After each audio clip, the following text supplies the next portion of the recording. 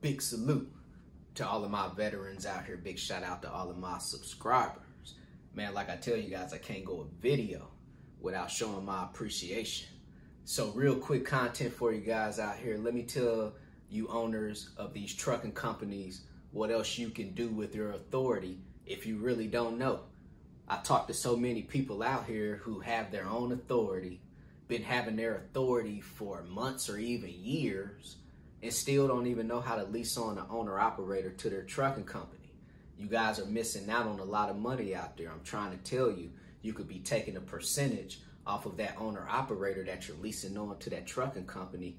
You could be taking a percentage off of their gross pay every week by leasing them on to your company.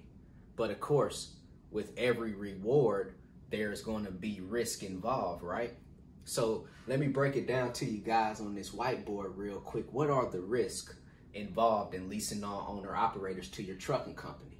So for you guys who don't know what leasing on owner-operators to your trucking company is, basically there's going to be people out here that have a truck and a trailer, but they don't have their own authority. They could lease on to your trucking company, run under your business name, run under your authority, and you could charge them a percentage of their gross pay, right? So what are some of the risks involved? They're going to be trucking under your motor carrier number. So basically they're going to become a part of your trucking company. It's going to really be a team effort, you know? So whenever they lease onto your trucking company, they're going to have your trucking company's name on their truck. So technically it's your truck, you know? Especially while it's running under your authority. I like to say that I own the trucks that I lease on to my trucking company without having to pay the overhead. And that's what I like about leasing on owner-operators too. But I have to take that risk by letting them lease on to my trucking company, and now they're running with my decals, with my name, so now they're representing my company. So of course, that's going to be the first risk, is that they're running under your company, so they're representing your company name. As a company, you want to make sure that you keep your name in good standing, right? Just know that these owner-operators are going to be out here representing your company, you know, too. So make sure that you're bringing on the most qualified candidate, you know, to basically lease on to your trucking company. The next risk involved is going to be the commercial insurance. Majority of the owner-operators that want to lease on to your trucking company, they are not going to have commercial insurance, so they are going to rely on you to adding them onto your policy, right? So whenever you add on that truck and that trailer and that driver to your policy, now you are liable for, you know, that truck, trailer, and that driver. So let's just say if that driver get out there and he start getting into accidents, he start getting a lot of tickets, he's failing DOT inspections, that's going to come back on you.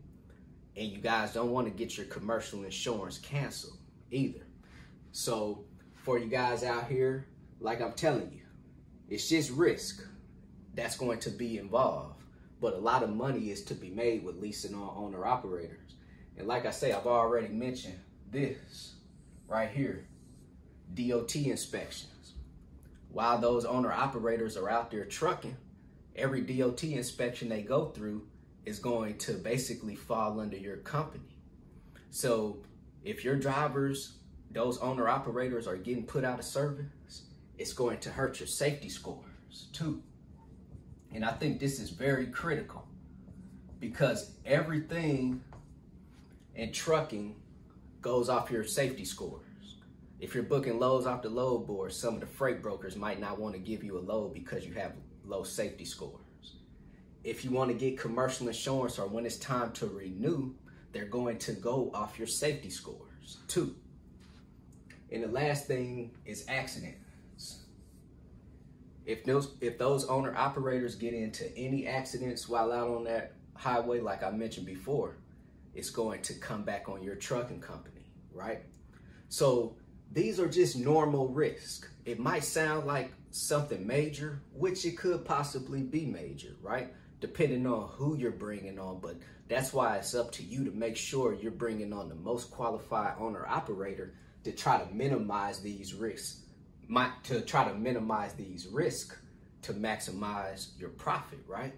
So real quick, let me break it down for you guys, how you can make money as an owner-operator. You bring on one truck and trailer right now. Let's just say that truck made $10,000 and you're charging them 20%.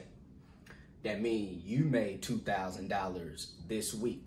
You're taking the money straight off the gross. You don't care about their net pay. So that's why leasing on owner-operators is very lucrative.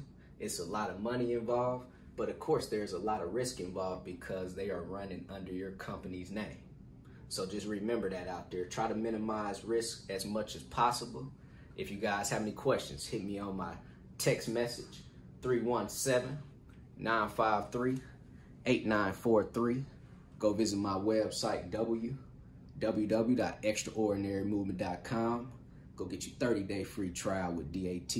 Go sign up with TAFS. Trans-Am Financial Services if you guys are looking for a factoring service. Also, if you guys are looking for a factoring service on the freight broker side, go sign up with Axle Payments. Everything in the description box below. Man, I'm telling y'all, start getting these owner-operators leased on to your trucking company. Sit back, dispatch them, and make a killing. Let's get it. CEO. Commit, execute, and be obsessed. CEO, commit, execute, and be obsessed. Everybody be great out there.